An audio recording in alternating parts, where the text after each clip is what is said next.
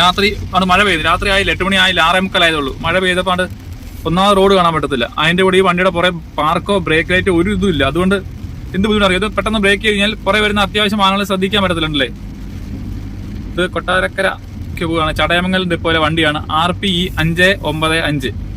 പാർക്കും ഇല്ല, ബ്രേക്ക് ലൈറ്റും ഇല്ല, ഇൻഡിക്കേറ്ററും ഇല്ല, ഒരു കുന്തവും ഇല്ലെന്ന് പറയാം. ഒന്നാമത് മഴക്കാലമാണ്. മഴയില്ലെങ്കിൽ തന്നെ നമുക്കിത് അത്യാവശ്യമല്ലേ. കാരണം വണ്ടി ബ്രേക്ക് എടുത്ത് അങ്ങനെ അറിയാൻ പറ്റും. നമ്മളൊക്കെ ഓടുമ്പോൾ ടയറിന്റെ സ്പീഡ് നോക്കിയൊക്കെ ബൈക്കിൽ പോകുമ്പോൾ അഡ്ജസ്റ്റ് ചെയ്ത് വണ്ടി നിർത്തുന്നത്. അവർ സ്ലോ ആവും, നമുക്കറിയാൻ പറ്റും ടയറിന്റെ സ്പീഡ് ചെയ്യുമ്പോൾ. പക്ഷെ സഡനായിട്ടൊന്ന് ചവിട്ടി കഴിയുമ്പോൾ ഇഷ്ടംപോലെ ആളുകൾ ഇങ്ങനെ വണ്ടി കൊണ്ട് വരുന്നല്ലേ. എല്ലാവരും ടയറെ നോക്കി ഓടിക്കണമെന്നില്ലല്ലോ. റോഡിൽ കൂടെ വണ്ടി ഓടിക്കുമ്പോൾ ലൈറ്റ് അല്ലേ നോക്കുന്നേ.